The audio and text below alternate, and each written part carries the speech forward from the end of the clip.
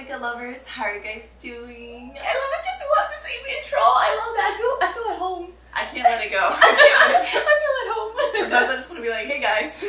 Yo. What up? We have Angie. Yeah. If you don't know her already, I don't know how. This is my icon. I don't know how you don't know her. So sweet. I'm so excited that we're filming together. We already did a chatty get ready with me, answering some questions on Angie's channel. I'll have everything linked down below. And I'm so we excited.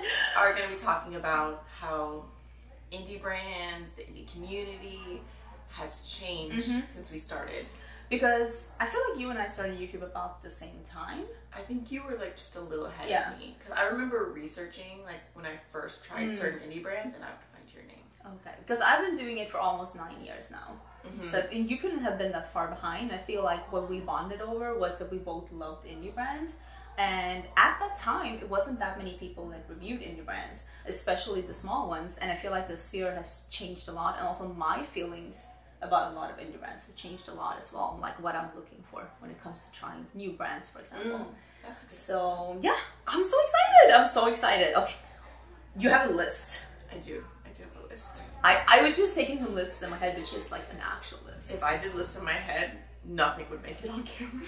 The first thing that I was thinking when I was like, what's really changed about indie brands is just the level of products that used to be handmade, made in-house. Like I feel like I used to get a lot of eyeshadows and they had like, you could tell that they were handmade. Yeah. Like now everything is like clean pressed, like just manufactured. Definitely. I feel like I myself actually don't buy a lot of hand pressed anymore because I will say that with time I've realized that they usually don't have the same longevity. Like they go bad. I have had a lot of handmade makeup that has gone bad for me, and I don't really have a lot of makeup for me personally that's made in like a lab that's gone bad for me. I also like they're also usually more fragile. And also the quantities like that you're able to do yourself is so much lower. When you hand make, you're not able to make as money, and you probably remember that the drama that was in the beauty community, if there was ever any drama, was always brands falling behind on orders. That was always the drama because they couldn't keep up on the demand because indie makeup was starting to get like 2015, 16, 17, makeup was booming, indie makeup started to boom as well, and they were not able to keep up with the amount of orders that they were getting. So just hand making you can't produce, and especially if you are by yourself, if you want to scale your business and actually make it, I don't want to say an empire, but like a viable brand that has different SKUs and different options where you can actually make a full-time income if you want to be a brand owner, making it yourself might be hard, especially if you don't have like an actual like place for it, an actual like you make your own little lab with your own machine and you have your own like staff, and it's like sometimes that turns into such a big machinery that like brands are like, this isn't worth it. And also like the cost for labor, like your own labor, you need to charge for that as well. And sometimes when you're not able to make, like a lab might be able to make 1,000 of something in the time that you were able to make 200.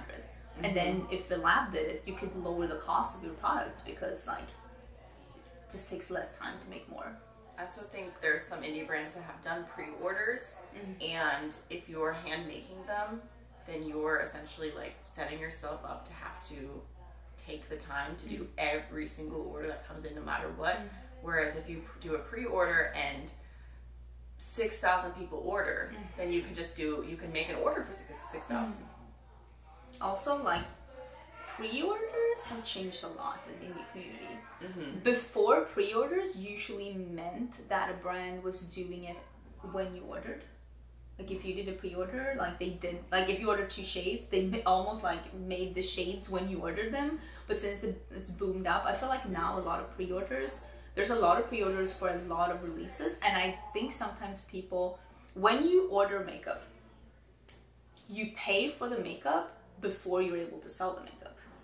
And people are like, oh, the margins are so high with makeup. It's expensive to purchase makeup, or for me, like I have a brand, like right now we're doing brushes. Like there's a lot of money to pay upfront for them before you can sell anything. So when they do a pre-order, usually you have to pay 50% when you make the order, and 50% before they send it to you. So the pre-order might be to cover that last 50%, so that they can pay the vendor so they can send the pallets. Because otherwise they're like, because we could be talking, for some brands it could be $10,000 of dollars, and that's a lot of money. Do you think some pre-orders end up taking longer than they're meant to because they're supposed to pay that other 50% and maybe not as many sell as they think? I also think that sometimes with like vendors, like the smaller you are, the less prioritized you are in labs. And if a big order comes in, that has happened to me. That's like one of my releases is delayed. They're like, oh well, a bigger brand came in and made the order, so we made that before yours. You're like, that's not cool, man. That's not cool. You have my money. I already paid for it. So that can also delay things sometimes, and also shipping. Like shipping, they're like, oh, it takes, like sometimes literally shipping will be like, oh, it will take 1 to 3 months, and you're like, that's quite a gap though. Mm-hmm. That's like that's like the difference between April and June. I feel like you should tell them about Cinch Beauty just for a second, oh, just in case they don't know. Well, I do own my own beauty brand. It's Cinch Beauty. We make brushes right now, and I have a poof and I have a sponge here somewhere. Oh. But I'm hoping to like branch into more things.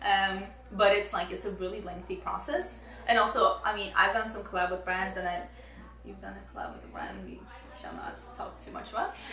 We learned, yeah, everything is a learning experience, but you learn so much about like minimum order quantity and like what actually takes time in a process of creating something, and what actually costs money, and there's so many things that go into it. And I feel like, yeah, the indie community, when it boomed, there were also brands that came in and they realized from the get-go, I need bigger quantities than handmade can make. Mm-hmm. And sometimes like your biggest quality as a brand owner might not be like actually blending in at home your formulas. Your actual strong suit might be marketing. Your actual strong suit might be color schemes, or color theory, or like just understanding like what the community wants, which is like, if you have that quality as a brand owner, you're gonna make it. If you can understand what the community wants and then have someone else formulate it for you, but you just also recognizing a good product. Because I feel sometimes brand owners, they don't see when they're releasing a bad product, because they're not recognizing, why is this product not amazing? Or you see like they have a really good product and they don't make the effort to restock it, or to like, just like something's missing, even though it's really good. I feel like sometimes with restocking as well, like sometimes you just literally cannot restock something. Maybe your vendor is no longer carrying those pigments. Maybe your vendor is no longer making that packaging. Maybe the minimum order quantity has changed and you have to order 5,000 of each changed, and it's like not worth it, because you always will sell more of a product when it's new versus later. So let's say you buy highlighters and you bought 20,000 highlighters. You sold those, but if you restock and you have to buy 20,000 again, you might be sitting on that stock for a while. Gotcha. And that's money sitting on the shelves because you already paid for it. So if there's a minimum order when you're purchasing like a product, it states that no matter what, not even if like you're restocking. Some brands will lower the minimum order quantity if you have a lot of SKUs with them. Okay. So my manufacturer for my brushes, they lowered my minimum order quantity because they're like, well, we have so many SKUs with us now. That way you don't have to like restock everything at once. Or... Yeah, I don't have to restock everything at once, and I don't have to order as many of them as I did the first time I ordered. Gotcha. So that makes it easier, and that's probably a reason also why you should go with one vendor, because the more SKUs you have with them, the better deals you can make with them, I guess. That makes sense. But also, like, not every vendor is good at everything. They might not have the right machinery for it, or the right ingredients, or the right knowledge. Not everyone is good at everything. So yeah, it's a jungle out there. Another one that I had on my list was that I feel like there are so many formulas that look the same, feel the same. You almost wonder is this all coming from the same place? Like, what's happening? And Angie, we were talking about this earlier, and she actually has some really good knowledge on this. I think that like sometimes if a formula is like, this is a dead on, like this feels exactly the same, it's probably from the same factory. for you to be able to do your own formulas with the factory, almost all factories will have a private label, a white label, and a custom formula. But the reason why you're able to choose between those is how many are you ordering. And some brands, they might order palettes and they're like, I can only afford 200 palettes. And like sometimes when you see brands sell out, they're like, oh my god, it's so popular, sold out. Maybe they only had 200 palettes. And I'm not saying that to shade anyone, but like some brands will order 10,000 palettes and some brands will order 200 palettes, and that's perfectly fine. Everybody needs to start somewhere. But if you're gonna customize your formula, you need to be up there. You need to be probably in the thousands. Some factories will do if you start getting over like 500, but that's a lot of money for you to put in. That could be you putting in $15,000 for you to like make your own formula. So a lot of brands will start out picking from a catalog because like you need to start somewhere. Which makes sense because you'll see brands like slowly get better and better. And it's not because they didn't want to start with the best, it's because they couldn't afford the best. Exactly. What I side-eye is like when brands have been going on for a really, really long time and I can still tell that they're doing private label. Because then I'm like, are you, either you're not successful enough to actually this to be a sustainable brand, or you are not reinvesting into your company. Because like when you get money into a company, usually when you have a makeup brand, a big chunk of that goes into the next project. Because again, you have to pay for that front, and the more money you make, the bigger chunk you can take from that to the next project. So you can order more products, more SKUs, customize more, better packaging, better blah, blah, blah, blah, all of that, personnel, all of that, administration. But some brands are like, if you take the bigger chunk for yourself instead, which nothing wrong with that, but then also there's not as much to reinvest in future projects. And then you can see some brands have really scaled and like became very, very good, very, very fast. Might even have just been like their first palette was private labeled, and then immediately the money they made with that, they would invest into. Like the first palette that Juvia's Place made was private label formula. That first little 12 pan neutral palette. Oh, it was the, was it the Nubian? The one. And then immediately Nubian 2, totally different story. Totally different story.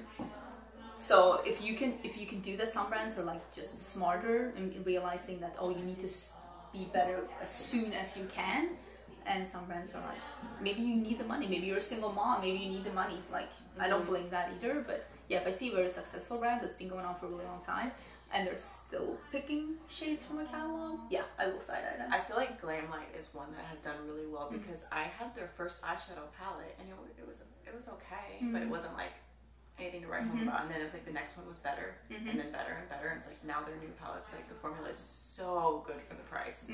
I also feel though that GlamLite has scaled so much that I'm speculating. This is what is it called? Like allegedly. Allegedly. I think allegedly they have scaled so much that their vendor cannot keep up with the amount of product that they want. I think they're using different labs, and that's the reason why their quality is different between the palettes. Because I don't try every single palette. And I do try every single palette. Yeah, don't hit me. Because the last palette I tried, that Kiss palette, it has the same formula as the that Nightmare on Elm Street, and it's not as good as the Rick and Morty, for example, or as the Betty Boop one. Yeah, the Betty Boop, really good. Really good. Rick and Morty, really good. And it's not that this is bad, but it's like, this isn't as good. And sometimes I'm like, if you're scaling so fast that you can't make all palettes extraordinary, maybe you need less palettes. Yeah. Because then, like, I mean, I feel like there's this loyalty when your customers know that every single time what they get is going to be top quality. Yeah. Yeah, I agree. And if that's the first palette they try from GlamLite, they're like, well, this was a little mediocre. Or they're like, oh, these influencers are lying, it's not even that good. And it's like, oh, sorry, okay. Maybe not that one. Maybe not that one. Not only has there been a boom in like indie brands, but I also feel like there's been a boom in creators who focus on indie makeup and care about indie makeup. Yes. Because I think like when we were starting out, like it was a much smaller group and there was just a few people. It's like, oh, like, do you want indie reviews? Like, I can recommend you these. Handful of people. Yeah, like very few people. Yeah, and now there's so many people out there who love it and are sharing about it, and there's so much more information. But there are also so many more bigger indie brands now. Like I feel like before indie brands meant like JD Glow, Looksy, Beauty Creations. You remember that? Not Beauty Creations. It was Beauty Creations Escape. Beauty. Oh, I know who you're talking about because Beauty Escape Creation. Beauty Escape Cosmetics? I know Beauty Escape Cosmetics. Maybe. Because they kind of. Oh, tea. Well, no, they like fell off the face of the earth and didn't send me my order, and I was like commenting on their Instagram, and they would like delete my comments, and eventually the owner, like I talked about it in a video, I was like, what is going on? Like, this isn't okay. But Like, this is one of the dramas that was in the community, apparently. Mm-hmm. And like the owner ended up reaching out to me and saying like, oh, like there was like other circumstances and stuff. It's like, well, then why were you deleting my comments? Yeah, that is shady. So I wasn't like surprised. Like I haven't seen anything from them. No, but like those were the kind of brands that are around, and I think that like now there are still people when they talk about indie brands, they only mean that. But then there are some indie brands that are independently owned, and they're still indie brands, and they're not sold in like maybe the typical places, but they're big. Like they're selling thousands and thousands and thousands of orders instead of like how it was before. GlamLite, Blem Bunny, Oden's Eye. Like they're bigger brands selling more products. Like Lunar Beauty is an indie brand, and also like that's also one aspect of like creators starting indie brands. Yes, there's so many more. Of course, they start out already they already have their market in place because they already have their audience that somewhat trusts what they're doing. So they're going to start up much bigger than some of those other brands. And they might already have like contacts with like brand owners and like be able to... Or those relationships with other influencers. Yeah, exactly. And also like hopefully a reason why a beauty creator got big is because they can recognize a good product. They can look at a product and be like, no. And they also know somewhat what the community wants. They can look at a product and be like, people are not gonna like this. Because I've done that with a lot of products, and also like with some things that like has been sent to me as samples when I've done collabs. And I can look at it and be like, the community is not gonna enjoy this. They're not gonna like this. Or this isn't something I put my name on. Yeah. Because I remember the first packaging for Oden's Eye, not this one, but the Hella palette, the one they sent me, it was beautiful, but it had colors that was not represented in the palette. Oh, and I was like, the community's gonna hate this. I'm like, it's beautiful, but it needs to be green. Yeah. And that's how Hella became green. First, there's gonna be a riot. There's gonna be a riot. So I'm like, no, Hella needs to be green. We need to reel this. We could talk about JD Glow closing. There's so many indie brands that are closing. Suba Beauty closed, JD Glow closed, Beauty Bakery closed. But that's a little different. Yeah, she's on a mission. She's on a mission. But like overall, a lot of big mainstream brands closed, like Becca. There were some brands that are like we know are struggling, but now it's starting to hit the indie brands as well. So, but with JD Glow, the reason they're not closing because they're not like selling or because they want to close, it's because they're being sued for having titanium dioxide. Yeah, is that what it was? But also, like I listened to one of the reasons where they're like, oh, we shouldn't have been sued. We had the wrong ingredients on the website. I'm like, that's illegal. I'm like, and it's like, that's an explanation, but it's not an excuse. Like, you cannot do that. That's not okay. And yeah, you shouldn't be sued, of course, and like, the whole thing is ridiculous. But also I do think sometimes with smaller brands, like I can't pay for legal. Is it a sustainable business model then? If you cannot pay for legal help? So they're just like winging it. Yeah. I'm like, cause I mean, again, I own a pretty small indie brand, but I've already paid for legal help more than once because like, I don't know trademarks. I don't know like all the legalese, and sometimes you need to ask someone. And if your business budget plan does not allow you to have a budget for legal help, how sustainable is it? It's like I get it in like a emotional sense that like maybe you're starting your brand, you have very small cash available, and you just like, you know, do what you can to get it started. But I feel like JD Glow, for example, they've been around for a really long time. Like they've had years to. One of the first indie brands that get a legal team or someone working on their side. Yeah. It's not like a fresh, brand new brand where they're like, oh, we're just like trying to get our start and then we'll add what we can add. Yes, and I think that that's the whole thing now with like some indie brands closing, because the indie brands that are closing, they're not the new brands. It's the old school brands that, I don't want to say fell off because that seems rude, but like Super Beauty, JD Glow, Beauty Bakery, which wasn't an indie brand, but let's take them as an example because they wasn't like super mainstream. These are brands that were super hyped until they were not. It's always so interesting too, because it's like they have customers who are loyal, they have like, they have things going for them, but then it's like they just stop like releasing new products or like they stop posting. Like for me, like, I don't know if this is shady to say, but Looksy Beauty, like the only time they ever post is when they're just showing like a new collection and then they're gone. They don't interact with customers. They don't post pictures of like stuff on the eyes. Like it's just, here's my collection and I go. Yeah, but it's also because this is one of like, as a YouTuber, like when you're creating content, one of the ways to grow on YouTube is to rethink how you do your content. Who am I making my content for? The audience I already have or the audience I want to have? And I think that this is the thing with indie brands too. Who am I making products for? The customers, my loyal customers that I already have that are going to buy whatever I release, or the customer base that I want to have. And if you're trying to reach the customer base you want to have, marketing is king. How are they going to buy from you if they don't know that you even exist? And also, like, you have to kind of, like, I don't want to say be with the time, because I do find it super annoying that a lot of brands right now are just releasing what everybody else is releasing. But you can't just be like, oh, I'm going to do what I've always done, if that's not what's popular right now. You're going to have to be like, okay, just step it up a little bit. Rebranding could be good sometimes, just spice it up a little. But yeah, I think there's going to be more of those original smaller indie brands that never grew, that is probably going to close down because of, like, it is harder now to run a brand. There is more loose parts involved with the FDA and with legal things and with labs and like so many things are changing. And I think that if you were a very small scale and you never scaled or saved money for any of these extra expenses, I think it's going to be rough. Yeah, I do think so. Which is sad, but you also have to plan for the future.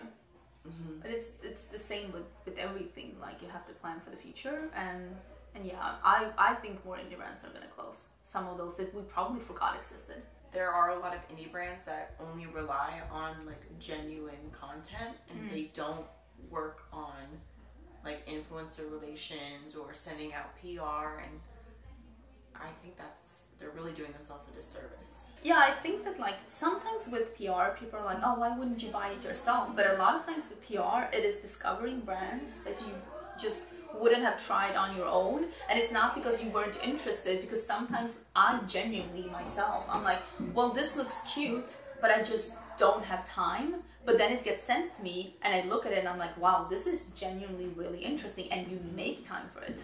But you won't make time for it just from seeing it on an Instagram post or for someone tagging you in it. Yeah, and you also have to make the decision, like, all of these things are coming out. What am I going to purchase? What am I going to review? Like, even if you have, like, an unlimited budget, you don't have unlimited time. Yes, time is definitely when they send you something and it's, like, already in front of you, they're getting their in. Yeah, definitely. And then when you look at it and you're like, wow, this is actually genuinely super intriguing. And then again, you do have to keep up the time. You need to have the whole package. There's so many brands right now. You have to have the whole package. It needs to be good quality, good marketing, good packaging. Things that need to look like something presentable, something like you can show your audience. And also, like, the website needs to look like you're not about to be scammed. Like, it needs to look like something that I didn't code myself for my blog in 2003. Like, it needs to look nice. I remember when I started reviewing like JD Glow and Looksy, I would buy all the things they released because it wasn't that much that was released. Or like you'd see a new indie brand, it's like, oh, like I'm so excited because there's just like, it's not that often. But now it's like there's a new indie brand like every other day. Yes. Trying to make content about it. But I'm going to make a dedicated video and nobody knows who you are. Nobody cares about you yet. There has to be something about what you're making that makes people click and makes people want to know. Exactly. And you need to have like the whole package, because before simply existing was enough, and that's just like I can't just put trying a new indie brand and people are gonna click. That's Back not a thing anymore. It used to be the move. Even like 4 years ago, I could put trying a new indie brand and get 15,000 views. If I do that now, crickets. People are like, okay, why? Now it's like you need to know about this indie brand because yada yada. Yeah, because like there needs to be more than just new existing. They just asked like how the indie community dynamic has changed over the years. I feel like you said, a lot of more people are reviewing indie now, and also that is because indie brands probably saw what the mainstream brands already knew: the power of like being known by influencers. And influencers got more PR from brands that they didn't get PR from before, maybe Nomad or Oden's or GlamLite, and they realized, oh, I have been missing this entire market. Because I feel like there was this time, maybe like 3-4 years ago, when I genuinely heard influencers saying, I had no idea indie makeup was this good. And I'm like, did you think we were lying this entire time? Like, yeah, that's what we were saying. This is actually better eyeshadow. And I feel like there's a lot of more people right now that are actually like genuinely saying what we've been saying for so long, if some products are just better. Well, I think also like the audience as well, because you know, anyone who finds you, even if they're like, they made it to your channel for a House Labs foundation review, now they're watching and they're seeing you talk about Adept Cosmetics. You know? Yeah, definitely. Before, I used to get comments like, oh, I would love to buy from this indie brand, but I'm worried that I'm not going to get my product, that I'm going to get scammed, that it's going to be a good thing. And I feel like a lot of those worries are in the past, because people know now, for the most part, that you actually are going to get a product, that you actually, it is a safe product. It is made, some of them in the exact same labs as, like, it's not like the Sephora brands have their own labs. Like, some of these brands that you see, like me and Amy review, they're made in the same labs as some famous brands, sometimes luxury brands. They're made in the same factories. And it's not the same formulas, but it's the same factories. It almost feels like all like smoke and mirrors. It is sometimes. 2 questions. I asked you for some questions, and 2 of them were more like indie makeup related, so I thought I'd save them here. One is then, what would be a red flag for you when it comes to indie brands? An overly emotional brand owner. Yeah. That's like one of the biggest red flags. A brand owner that posts on their brand page like it's their private page. That's a big red flag. And also, I will say, a very disorganized website. If you can't find, I don't necessarily like, the FDA is changing rules now, so you have to have ingredients on the website, but if you can't find, like, it's a hard to navigate website, it seems like everything is, like, I don't want to say mislabeled, but it like I said, it looks like a 2002 blog. That gives me, like, it's not that expensive to invest a little money into getting a nice website, or you could do it yourself. If you didn't even put effort into your front of your business so that people can actually navigate your company, it just gives me very little trust in the product itself. And somebody said, well, that's not the important thing, the products are the important thing, but it's the initial impression. When I look at something on Instagram, I go to the website and I'm like, ooh. We're also spoiled. Like, there's so many good websites that are easy to find everything, easy to check out. Like, we have standards. Yeah, and there's like not Comic Sans as a font, or like little moving glitters in the background. Or when they like, don't have swatches at all. Anywhere on the website. Yeah, and anyone, like, or any like product photography that looks like it's taken in somewhat decent light. It's just blurry or weird, or like all aesthetic pictures. It's like, but what does it actually look like? When I look at a product, maybe that's a red flag, and I genuinely wonder, what does this actually look like? That's a red flag for me. Take a little pride in actually showing the product. It's like, I appreciate that, like the aesthetic and making it beautiful and showing the vision, but we also need real photos. Yeah, it's like, what is actually the product? Okay, the last one is any indie brands you two disagree on. One loves and the other hates, and vice versa.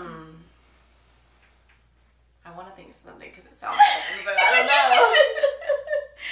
I don't know either. You know, brands that I don't use either because of the way that there are brands that I don't use because of how unprofessional the brand owner has acted, or unhinged the brand owner has acted either to me or my friends behind the scenes. I feel like we're a pretty good front though. Like I know that there's been brands that have been shady towards you, and I'm kind of like, I'm not about that, and you've done the same thing. And I don't mean like, oh, she was a little rude to me. No, not actually unhinged, unprofessional behavior. That's just like, if she can act like that to me, someone who's making them money, I don't even want to think about how they can act to a customer. You know, I had an indie brand that I was affiliated with. They dropped my affiliate code, didn't tell me, and they were DMing their customers talking shit about me. Unhinged. And they told me before, they were like, you helped me get through COVID. You helped me get through the pandemic. I was like, how the tables turned. How the turntables. I didn't want to say that. Oh, how the turntables. Yeah, I had a brand that literally wrote me and told me that I have an affiliate code with them, so she expects a dedicated video on all her releases. And I'm like, nobody gets that. And I tried to tell this person, like, if you release something super, super interesting that my audience is genuinely interested in, I will make a dedicated video on it. But an affiliate code is not, first of all, it's not payment. Like, if I'm not promoting if you don't see me promoting an affiliate code, it's because I didn't like the release. I didn't think it was that fun.